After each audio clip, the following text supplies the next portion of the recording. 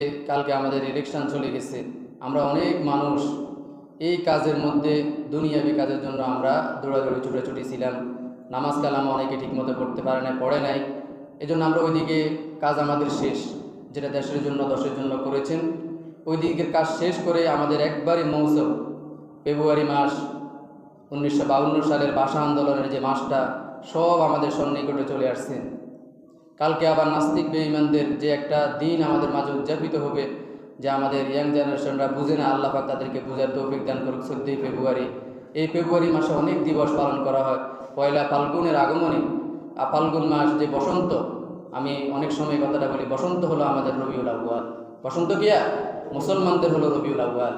যে রাসূল সাল্লাল্লাহু আলাইহি সাল্লাম অন্ধকার যুগ দূর করেছেন, আইয়ামে জাহিলিয়ার যুগ দূর করেছেন, যে জীবন্ত মেয়েদেরকে কবর দেওয়া হইতো, নারীদের কোনো অধিকার ছিল না, ওই যুগ থেকে আমাদেরকে বের করে নিয়েছেন। ওই দিনটা হলো বসন্ত। আর আমাদের ধারাবাহিকতা, আমরা যে বাংলাদেশে বসবাস করি, ওই জন্য ঋতুর রাজ বসন্ত বলা হয়েছে। পাতা গজবে, ফুল ফুটবে, এটাও আমাদের জন্য অক্সিজেন আল্লাহ তাআলা আমাদেরকে দিয়েছেন, সুন্দর আকৃতি দিয়েছেন, প্রাকৃতিক দিয়েছেন। ওটাও সৃষ্টির লীলা খেলা, ওটার জন্য আমরা দোয়া করবো, ওটা আমাদের জন্য আগুন নেমে আসে।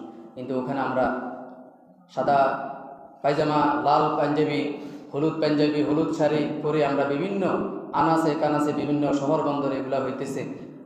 আল্লাহ পাক যেন সকল এই যুবক যুবতীদেরকে আল্লাহ তাআলা বেপায়দা কাজ থেকে আল্লাহ যেন হেফাজত করে, সকলে পড়ে আমিন।